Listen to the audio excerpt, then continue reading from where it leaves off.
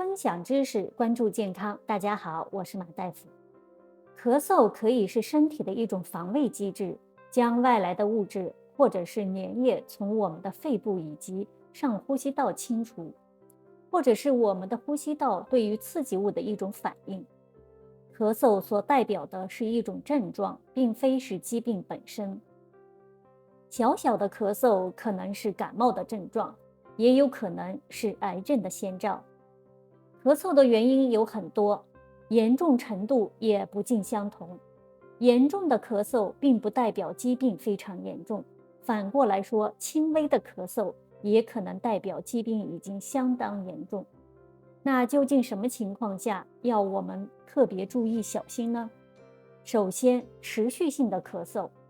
一个人本来不咳嗽，但是因为感冒或者是咽喉炎而引起的咳嗽，一般这种上呼吸道急性感染，大部分1到2星期内都可以经过治疗而慢慢痊愈。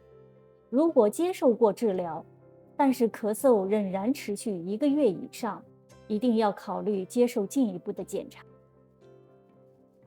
第二种，咳嗽形态改变，比如老烟枪会因为慢性支气管炎有长期的咳嗽，但是如果咳嗽的次数、严重度或时间段与以前不一样，就要小心，考虑是否有其他疾病的发生。第三种，痰中带血，血痰的原因有很多，包括支气管炎、支气管扩张、肺部感染以及肿瘤，尤其是肺癌和咽喉癌。这些癌症的初期症状就有可能是痰中带有血丝。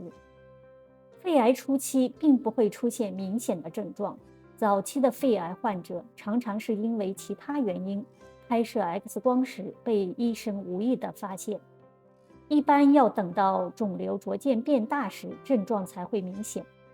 肺癌的症状包括咳嗽、咳血、胸痛、头痛、骨头痛、体重减轻、虚弱、发热。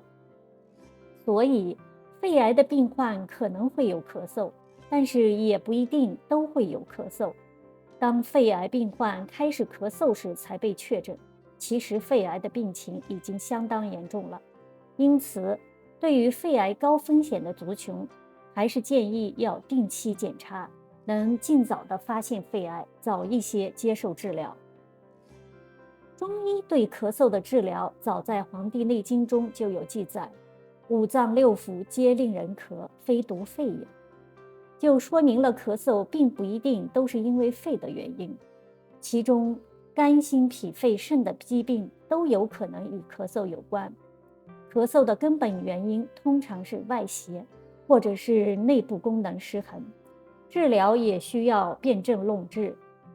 今天我就教大家用穴位来缓解感冒或者是新冠后的咳嗽。第一个穴，少商穴。少商穴位于大拇指外侧，距离指甲角旁0.1寸处。少商穴在临床上经常用来放血，因为位置很小，所以要用指甲尖掐按30秒，放松一会儿，然后再继续按压。按压穴位时会有微微的酸胀痛。第二个穴，鱼际穴。摊开手掌，掌心靠近拇指处有一块丰隆肌肉，类似鱼腹，称为大鱼际。